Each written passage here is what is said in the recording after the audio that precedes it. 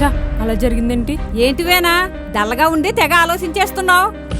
నేను ఏది జరగకూడదు అనుకున్నాను అదే జరిగిపోయింది అత్తయ్య గారు. ఏమైందమ్మా? ఏమైందంటారేంటండి? అంతా అయిపోయింది. అంతేమైపోయింది? ఇలా అవుతుందని నేను అసలు అనుకోలేదండి. మా అబ్బాయి ఏమన్నా అన్నాడా? మీ అబ్బాయి ఏమైనా అంటే నేను ఊరుకుంటానేంటి? ఏమైందో త్వరగా చెప్పమ్మా, నాకు టెన్షన్ వచ్చేస్తుంది. ఎంతో నమ్మకంగా ఉన్నాను, ఆ నమ్మకం అంతా వృధా అయిపోయిందండి. వేనా ఇలా నాంచితే నా వల్ల కాదు. ఏమైందో చెప్పు. మీరేంటి అత్తయ్య గారు నా బాధలో నేనుంటే? అదే చెప్పొచ్చుగా. ఏ బాధ?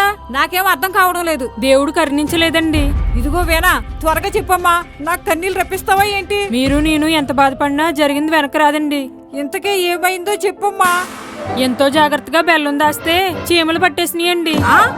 బెల్లానికి చీమలు పట్టినాయనా? ఇంత టెన్షన్ పెట్టావు? మామూలు బెల్లం అయితే పర్వాలేదు, మా అమ్మగారి ఇంటి దగ్గర నుంచి తెచ్చిన బెల్లం చీమలు పడితే బాధ రాదా?